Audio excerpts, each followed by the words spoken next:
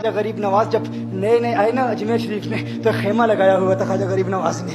خیمے میں خواجہ غریب نواز عصر سے لے کر مغرب کے وقت تک روتے رہتے تھے. ایک نوجوان اجمیر سے باہر گیا ہوا تھا پڑھنے کے لیے, کچھ عرصے کے بعد واپس آیا اور اس خیمے کے قریب سے گزر ہوا اور گزرا تو رونے کی آواز آئی. فوراً دیکھتا ہے کہ خواجہ غریب نواز رو رہے ہیں, ابھی غیر مسلم ہے, اسلام قبول نہیں کیا. فوراً گھر جاتا ہے, ماں سے پوچھتا ہے, ماں یہ مسلمانوں کا گرو کیوں روتا ہے, مسلمانوں کا بابا کیوں روتا ہے؟ میں ہر روز گزرتا ہوں, عصر سے مغرب کے مابین جو وقت ہے یہ روتا ہے. ماں نے کہا جاؤ اس سے پوچھ لو کیوں روتا ہے. وہ نوجوان خواجہ غریب نواز کے خیمے کے اندر آیا, کہا بابا میں ہر روز یہاں سے گزرتا ہوں, آپ کے رونے کی آواز آتی ہے, بتائیے آپ کیوں روتے ہیں؟ کہا جاننا چاہتے ہو میں کیوں روتا ہوں؟ میں نے ایک مدت اپنے مرشد کے ساتھ گزاری ہے, مرشد کی خدمت میں گزاری ہے, مجھے اپنے پیر کی یاد رلاتی ہے, پیر کی یاد رلاتی ہے. میں عصر سے مغرب کے وقت تک اپنے مرشد کی یاد میں روتا رہتا ہوں. اس نوجوان نے کہا اچھا میں نے تو سنا تھا کہ انسان کو جب درد ہوتا ہے, تکلیف ہوتی ہے تو تکلیف انسان کو رلاتی ہے, آپ کو تو محبت ہے,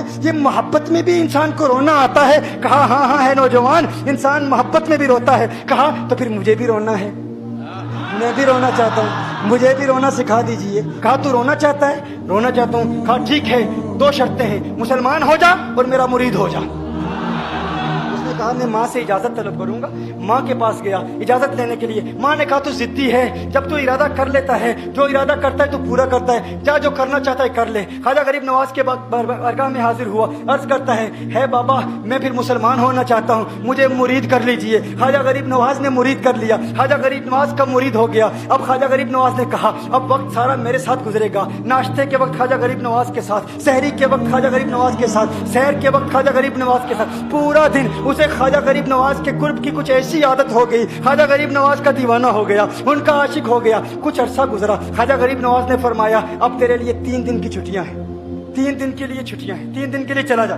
اس نے کہا مسئلہ ہی کوئی نہیں, ایشو ہی نہیں, پرابلم ہی نہیں, ٹھیک ہے 3 دن کے لیے چلا جاتا ہوں. اب جب 3 دن کے لیے گھر گیا, کہا 3 دن کے لیے تو اب مجھ سے ملاقات نہیں کر سکتا, مجھ سے ملنے کی اجازت نہیں ہے. اس نے کہا ٹھیک ہے نہیں ملوں گا. گھر گیا, پہلے دن جب گھر گیا یہ وہ نوجوان تھا جو 3 روٹیاں کھایا کرتا تھا, آج ایک لقمہ بھی نہیں کھا پایا, ایک لقمہ بھی نہیں کھا پایا. اسے کچھ ہو گیا, کہہ رہے مجھے کچھ ویکیوم سا محسوس ہو رہا ہے, کچھ دل میں کمی سی محسوس ہو رہی ہے. یوں وقت گزرتا گیا, رات کا وقت آیا, آنکھ نہ لگی, سو نہ پایا, مکان کی چھت پر چلا گیا. ماں نے دیکھا بیٹا چھت پر کیوں چلا گیا؟ ماں چھت پر جاتی ہے, بیٹے کیا ہوا؟ کہا پتہ نہیں ماں, پتہ نہیں ماں, میں تو فوراً سو جاتا تھا, آج نیند بھی نہیں آ رہی, آج کھانا بھی نہیں کھا پاتا. ماں تو چلی جا. ماں چلی جاتی ہے. یوں جب سحری کا وقت ہوتا ہے اس کی آنکھوں سے اشکوں کی برسات جاری ہوتی ہے, اس کی آنکھوں سے اشکوں کی برسات جاری ہوتی ہے. وہ رو رہا ہے, اس پر رکت تاری ہے. ماں آتی ہے, بیٹے کیا ہوا؟ کہا ماں مجھے پیار ہو گیا ہے, ماں مجھے محبت ہو گئی ہے, ماں مجھے عشق ہو گیا ہے.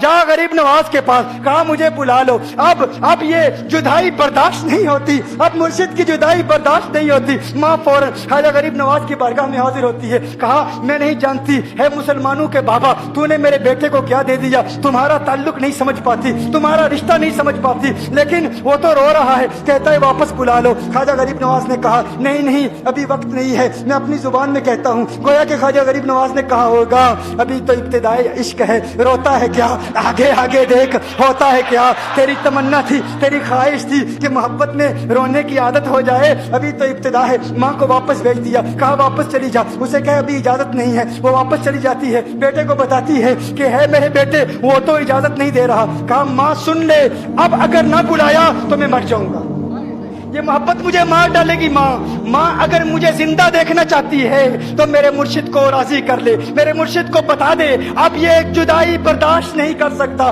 ماں فوراً غریب نواز کی بارگاہ میں حاضر ہوتی ہے. کہا ہے غریب نواز کرم فرمائیے, مجھ ماں کی تمنا ہے, مجھ ماں کی آرزو ہے, وہ مر جائے گا. کہا ماں کی تمنا ہے, تیری بات مانتا ہوں, جا اسے واپس بھیج دے. وہ فوراً بھاگتا ہوا خواجہ غریب نواز کی بارگاہ میں حاضر ہوتا ہے. اس وقت خواجہ غریب نواز اپنے مریدوں کو درس دے رہے ہیں, ایک مجمع لگا ہوا ہے. وہ فوراً خواجہ غریب نواز کے دروازے پر کھڑا ہوتا ہے اور پھر مرید یہ منظر دیکھ رہے ہیں. خواجہ غریب نواز کو دیکھتا ہے, خواجہ غریب نواز اسے دیکھتے ہیں. اور میں نے کہا تھا نا نگاہ مست ملائی تو میں پلا کے اٹھے, جہاں وہ بیٹھ گئے میں قدا بنا کے اٹھے. خواجہ غریب نواز نے اس کی آنکھوں سے آنکھیں ملائی اور پوچھا اب پتا چلا محبت میں رونا کیسے آتا ہے, اب پتا چلا. اس نے کہا ہے غریب نواز کرم فرمائیے. فوراً غریب نواز नवाज को पुकारता हुआ गरीब नवाज के कदमों में आ गिरा, गरीब नवाज के कदमों से लिपट गया। अब मुरीदीन इस मंजर को देख रहे हैं और हैरान हो रहे हैं कि सिर्फ वो मुरीद ही नहीं रो रहा,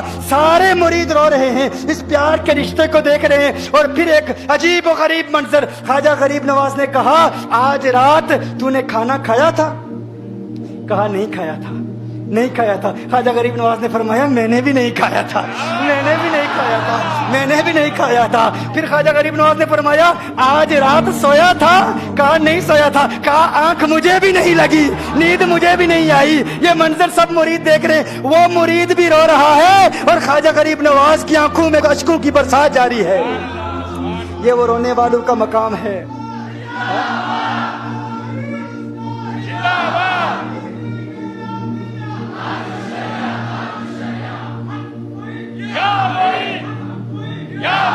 ये डिस्कशन हो रही है पीर और मुरीद की, और फिर ये आंसू बातें कर रहे हैं।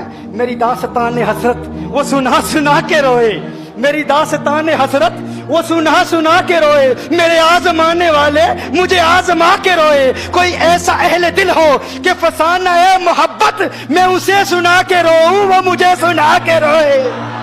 मैं उसे ये रोने और हम रोने पे आ जाएं तो दरिया ही बहा दें। ये चिश्तियों का रोना है, हम रोने पे आ जाएं तो दरिया ही बहा दें। शबनम की तरह हमें रोना नहीं आता।